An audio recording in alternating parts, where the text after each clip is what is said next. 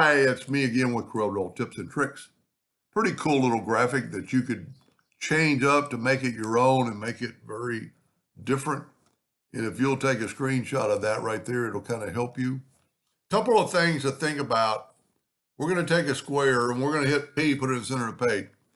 I'm going to use the shape tool with rounded corners, not holding down any button, and make this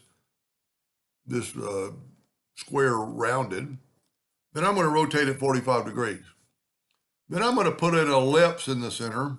Doesn't really matter what size, but make it something equal, like 4.5 inches. The reason for that is now I'm going to make a ellipse. I'm going to unlock my ratio and I'm going to make it 4.5 inches. And what that does, it matches that.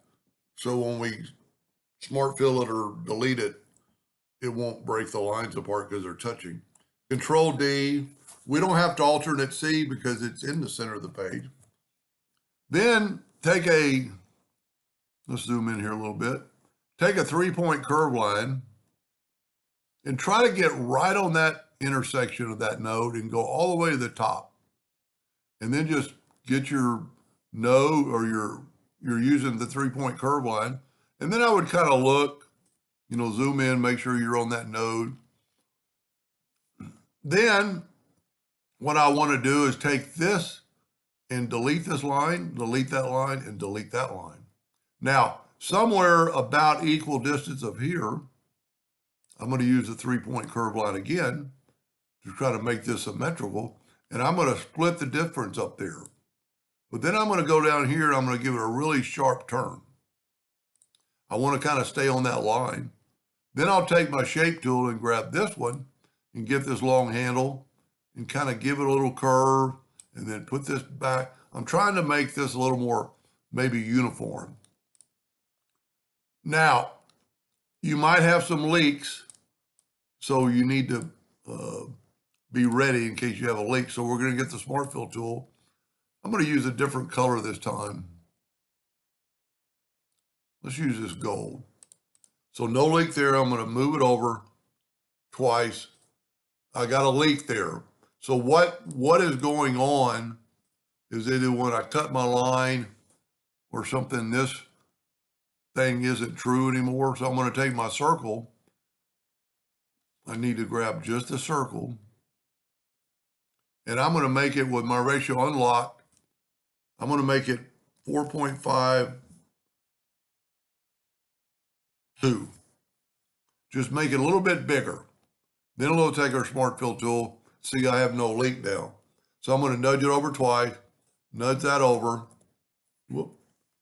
and fill that in. Now I've nudged them over at least 2 or 3 times, but I know where I'm at. So I'm going to nudge these back till where they're in the center of the page. I'm going to take this top one and I'm going to get the interactive fill tool or hit the key G, which is the hotkey for that. I'm going to put a little darkness in here, maybe just a little bit more. Then I'm going to take this one, and if you look, I made this one lighter on top. So I'm going to grab that one, and let's put a little, maybe a little yellow in there, just a little bit of tint. Then bring this down so I almost have some yellow everywhere. And then take this one and do whatever you want to with it. I'm actually going to take it and make a little darkness. I'm just grabbing the black. And that looks pretty good. Now, one thing I forgot to do is to leave my circle.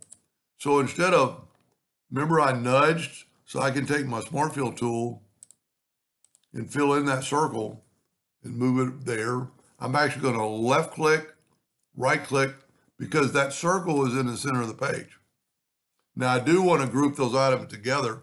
So I'm going to nudge that out of the way, Control G to group it, move that back. Now I'm working in the center of the page, so I don't really need that circle. But I'm going to take this one now and Control D, alternate C, and rotate it 90 degrees. And look at that. I don't like it as much as my other one.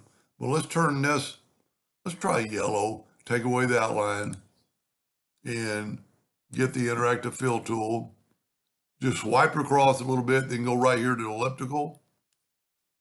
One thing I like about this tool, when you click on the pick tool, it'll go right, well, it doesn't, it goes with the zoom tool.